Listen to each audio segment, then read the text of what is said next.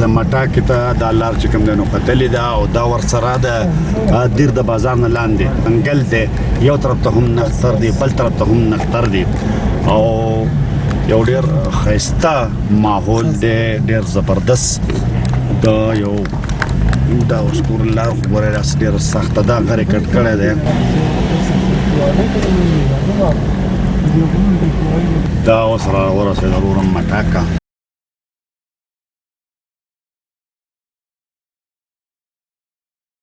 مټاکه چې کوم دی نو دا د نجم الدین خان چې کوم ځای جوړ کړی دی دا اولنی پورشن دی تقریبا 3 کمرې چې کوم دی دا په دې اولني پورشن کې دی دغه دی هغې چې دی نو بیا دغه پورشن اولنی چې کوم پورشن راځي د دې نه پس دا بیا چې کوم دی نو یو بل پورشن دا جوړ دی دا ځان له فیملی یا سلکینو لکه دا ځان له پورشن دی دا چې کوم دی نو ځان له په استعمال کې راتلی شي ډېر زبردست او ډېر خوندور ویو دی د دیر د پاسه مټاکه چې دی نو لکه دا ځای جوړ شوی دی دغه اولنی پورشن دی دا دویم پورشن او بیا د دې نه پس چې دی نو که موږ وګورو نو دا بیا یو بل سایډ راځي دې ځای کې دا چې کوم دی نو دغه دویم سایډ شو دا بیا سایډ ته یو بل پورشن چې کوم دی نو دا هم دلته په دې مټاکه کې جوړ دی او دا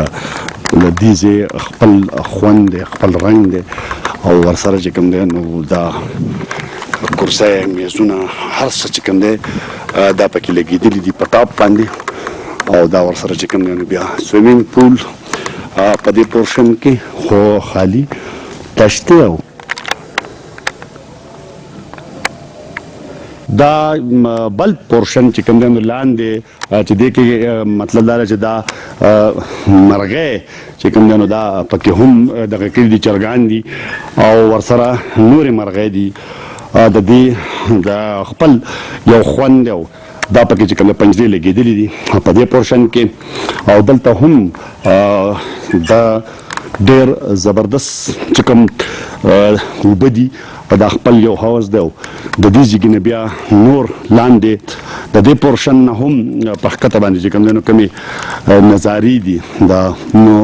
د لاندې دیر او د لاندې ویوز چې کوم دي د هغې چې کوم خپلې نظارې دي او یا د کتو سره تعلق ساتي چې بره کوم ویو ده نو هغه دا ده چې د دې ځای نه لاندې دا پورشن دی په دې باندې بیا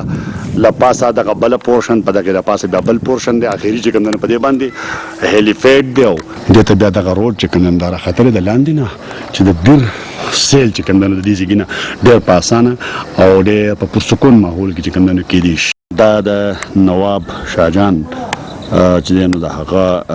دا ځای دی بنګله ده دغه د هغه وخت آبادي ده چې کومه دلته کې چې کوم دی نو په نظر باندې راځي او دا ټوټل آبادي ده دغه بیا ورسره هغه جومات دی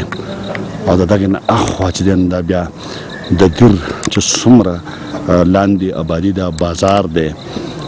او دا تر خوا او شا غرونه دي نو د هغې دا خوندورې نظارې د مټاکې نه چې کوم دی نو دا تاسو ګورئ او دا ورسره چې کوم دی بیا د کالج ګراوند دی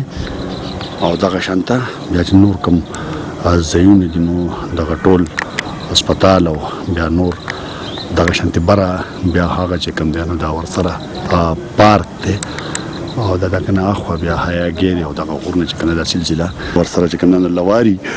طرف ته چې نو دا سایډ تللی دی او دا ټوله خوندورې نظارې چې کوم دی نو دا د دې ځای نه ډېر په اسانه باندې کېږي دا مټاکې چې کوم د نجم الدین خان ځای جوړ کړی د مېلمنو دپاره دا ډېر لوی ګریټنس دی چې سړی د مېلمه دپاره دومره پیسې چې کوم دی نو دا خرج کړي او دا مټاکه وه د کومې سیل چې کوم دی نو دا کتونکو تاسو وکړو